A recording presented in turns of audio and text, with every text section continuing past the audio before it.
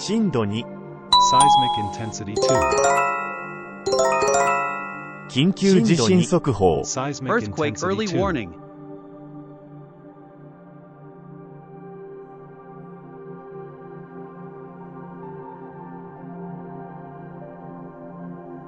第3波受震。震央。佐渡付近。深さ 10km。現在地の予想震度。0.0。猶予時間は20秒以下。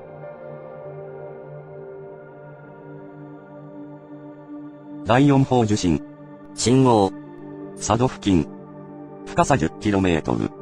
現在地の予想震度。0.0。猶予時間は10秒以下。東京23区付近に S 波が到達します。5、4、3、2、1、到達。